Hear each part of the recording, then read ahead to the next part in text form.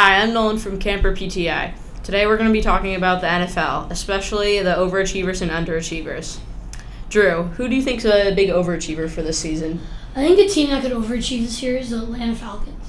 Many people have always thought that they were very bad, and they recently have not been playing that good.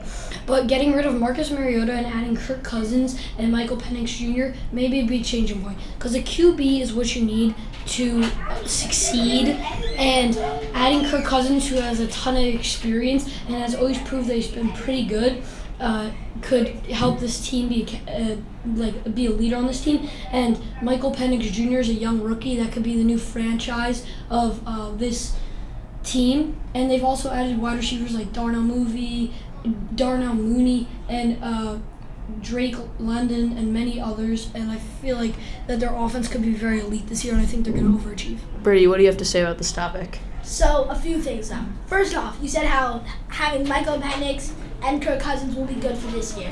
I really am so against that, because they just got a good quarterback in Kirk Cousins, so they're already paying money. Now they had to draft a early round quarterback in the draft. That means that you're spending even more money. Because Kirk Cousins can't be a franchise QB for them. The man's 45 years old. He takes 2 years, has 2 good years for them, teaches Michael Penix Jr., and has him become the franchise QB, and he's going to have them overachieve. True. We're talking about overachievers for this season. And this season, having 2 quarterbacks and having holes everywhere else in your lineup is not going to help you. They're going to be paying Penix $22 million this year. That's way too much. You have a salary cap in the NFL. It's here for a reason. They won't be able to get another good weapon in wide receivers or another good O-lineman. At wide receiver, they already have Darnell Mooney, Kyle Pitts, Drake London. Drake London's a star that people haven't seen. They don't need anyone else at wide receiver. Okay. Brady, who do you think is going to overachieve this season? I believe that a big overachiever is going to be the Chargers.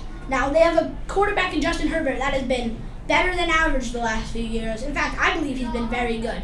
Their coach hasn't been great, but they just got a coach that has proved he can win. I understand it was in college, but Jim Harbaugh, as the new coach, I believe is going to be great for them.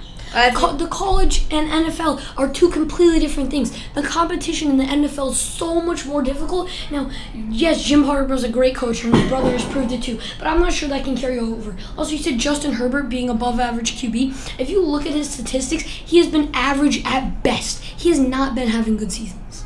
What do you mean, Drew? He's been great the last few years. And the Chargers now have gone back Jimmy Bosa and Khalil Mack. Okay, that doesn't matter. How are they going to overachieve after they traded away Mike Williams and Keenan Allen? They're 2 biggest and only weapons on offense. He's going to have no one to throw the ball to. Okay. Now we go to the other side. Who is going to underachieve? We expect them to do well, and now they're not. Who do we think, Drew? I think a team that's going to underachieve. I'm not saying they're going to be bad. I think they're going to underachieve this year is the Philadelphia Eagles, because they've had good years, but it's kind of slowly looked like they're having worse and worse years. And with the addition of Saquon Barkley, I think that's money for almost nothing. On the Giants, he'd have a good year and they get injured for 2. And have a good year and get injured for 2. He's not sustainable, and they're paying him too much for it.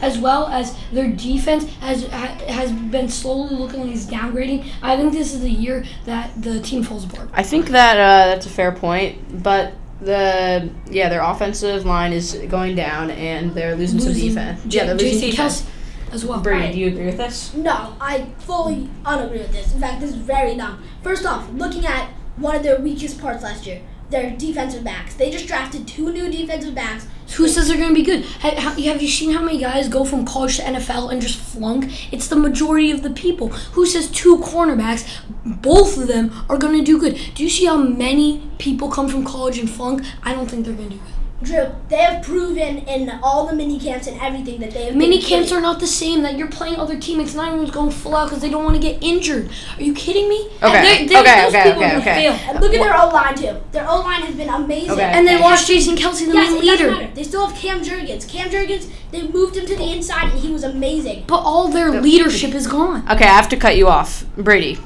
For the final point, who is going to be the biggest underachiever this year? I believe it's going to be the Chicago Bears. Now, I have a few reasons to think this. First off, their O-line has not been great the last few years. And even though they're not expected to be a top-tier team, they're still expected to be pretty good. I really don't believe that they're going to have more than 8 wins this season.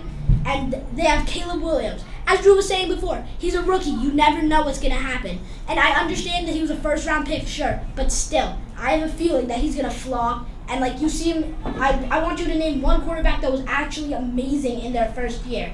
And the Bears also are in one of the toughest divisions in the NFL. Okay, that's it. That's all the time we have for Camper PTI today. Thanks.